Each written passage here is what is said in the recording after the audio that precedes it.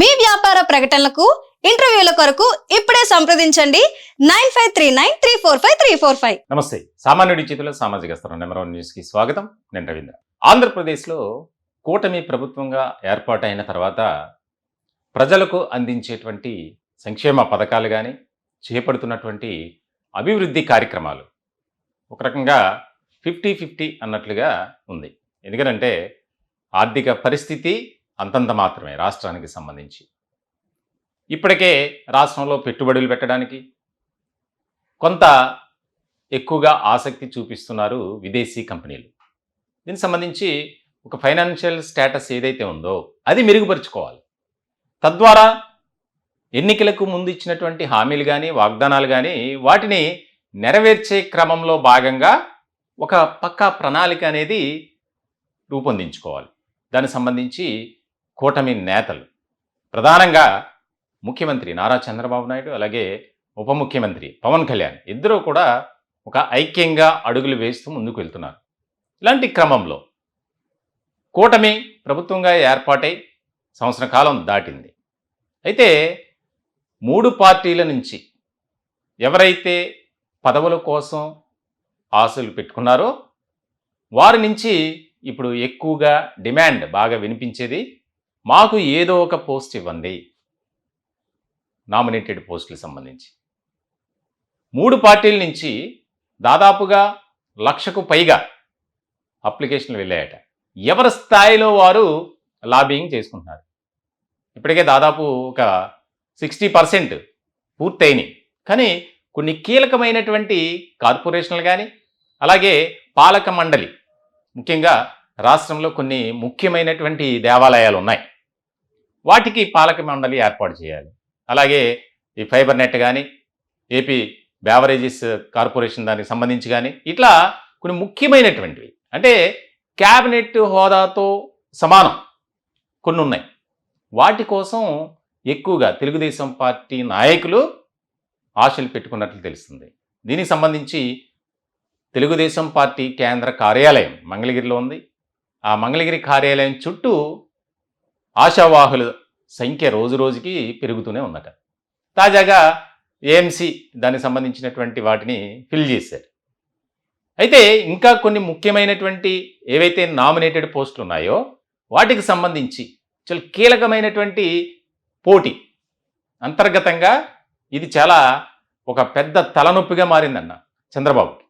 ఎందుకనంటే ఇటు తెలుగుదేశం పార్టీ ఒక్క పార్టీ అయితే ఏదో రకంగా సముదాయించవచ్చు, కానీ కూటమిలో జనసేన భారతీయ జనతా పార్టీ ఈ పార్టీకి సంబంధించినటువంటి నేతలు కూడా పోటీ పెడుతున్నారు.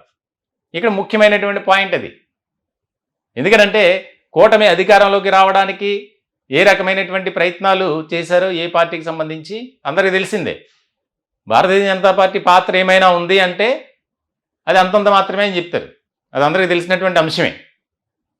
ఎందుకనంటే ఆంధ్రప్రదేశ్లో భారతీయ జనతా పార్టీ పాత్ర ఏంటనేది అది ప్రత్యేకంగా చెప్పుకోకర్లా. అయితే మరి కూటమి అధికారంలోకి రావటానికి ముఖ్యమైనటువంటి భూమిక పోషించిన వ్యక్తి ఎవరైనా ఉన్నారు అంటే అది పవన్ కళ్యాణ్. అది ఖచ్చితంగా ఒప్పుకొని తీరాలి.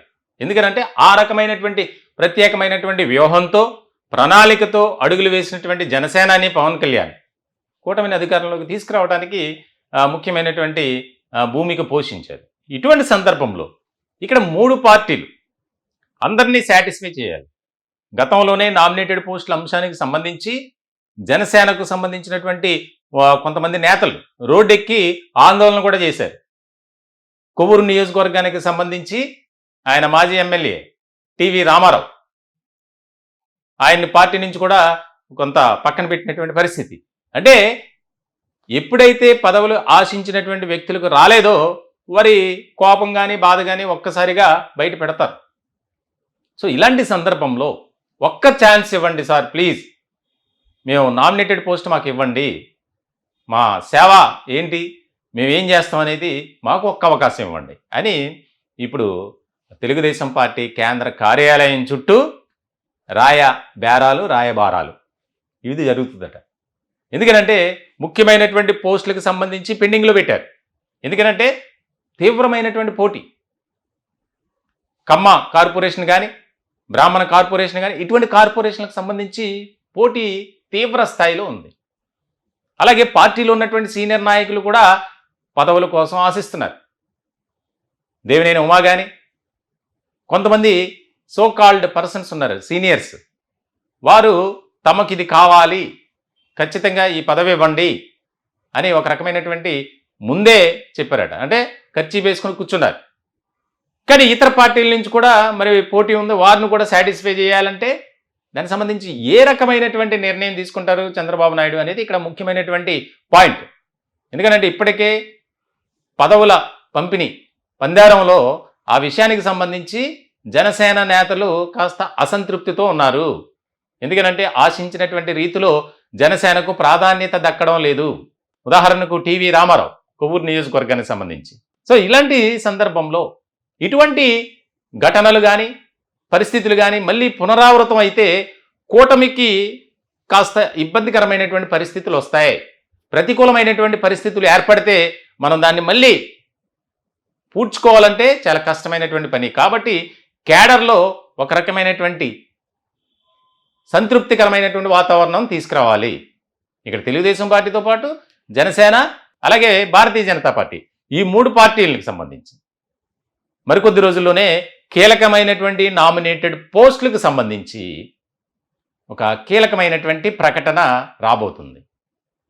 ఇందులో మరి ఎవరికి ఎటువంటి ప్రాధాన్యత కలిగినటువంటి పోస్టుని కేటాయిస్తారు అనేది చాలా ఇంపార్టెంట్ ఇష్యూగా మారింది. దీనికి సంబంధించి రాష్ట్ర రాజకీయ వర్గాల్లో అలాగే తెలుగుదేశం పార్టీలు అయితే చాలా ఆసక్తికరమైనటువంటి చర్చ జరుగుతుంది. కొంతమంది అయితే ఈ పోస్టు నాకే అని చెప్పి వారి అనుచరులకు కానీ వారి సన్నిహితులకు కానీ చెప్పుకొని ఇప్పటికే ప్రచారం చేసుకుంటున్నటువంటి పరిస్థితి కూడా కనబడుతుంది రాష్ట్రంలో. మరి చూడాలి ఏ రకమైనటువంటి నిర్ణయం తీసుకుంటారు, ఎలా అడుగులు ముందుకు వేస్తారు, ఏ రకమైనటువంటి వ్యూహంతో ముందుకు వెళ్తారు. ఎందుకంటే కొంతమంది ఏదైతే అసెంబ్లీ టికెట్లు ఆశించి భంగపడినటువంటి తెలుగుదేశం పార్టీ నాయకులు ఉన్నారో వారికి ముందే ప్రామిస్ చేశారు నారా చంద్రబాబు నాయుడు, మీకు ఇది ఇస్తాం, కాబట్టి మీరు ఎటువంటి అసంతృప్తి పెట్టుకోకర్లా అని చెప్పి. ఉదాహరణకు పిఠాపురం నియోజకవర్గానికి సంబంధించి వర్మ, వీళ్ళందరినీ సంతృప్తి పరచాలి, లేదంటే ఇబ్బందికరమైనటువంటి పరిస్థితులు వస్తాయి. ఒక్క తెలుగుదేశం పార్టీకి మాత్రమే కాదు, ఆ ప్రభావం కూటమిపై పెద్ద ఎత్తున చూపే అవకాశాలు అయితే ఉన్నాయి. దీనికి సంబంధించి రాష్ట్ర రాజకీయ వర్గాల్లో కూడా ఒక చర్చ జరుగుతుంది. మరి దీనిపై ఎలాంటి నిర్ణయం తీసుకుని అడుగులు ముందుకు వేస్తారు? ఎందుకంటే ఇప్పటికే చాలా ఆలస్యమైంది. నామినేటెడ్ పోస్టులు అంటే ప్రభుత్వం ఏర్పాటైన తర్వాత ఒక 2 నెలలకో 3 నెలలకో కనీసం 6 నెలల లోపు అది పూర్తి చేస్తారు ప్రభుత్వం. దానికి సంబంధించినటువంటి అక్కడ ఉన్నటువంటి సామాజిక పరమైనటువంటి అంశాలు, ఇతర అంశాలకు సంబంధించి మరి ఇప్పటి వరకు కూడా కొన్ని ముఖ్యమైనటువంటి పోస్టులను భర్తీ చేయాల. సో మరి ఏ రకమైనటువంటి పరిస్థితులు ఉంటాయి, ఎటువంటి సమీకరణాలు ఉంటాయి అనేది చాలా కీలకమైనటువంటి పరిణామంగా మారబోతుంది అని చెప్పడంలో ఎటువంటి సందేహం లేదు. ఈ టాపిక్పై మీ విలువైనటువంటి అభిప్రాయాలు, సలహాలు, సూచనలు కామెంట్ రూపంలో తెలియజేయండి. దయచేసి మా ఛానల్ని సబ్స్క్రైబ్ చేసుకోండి. Thank you.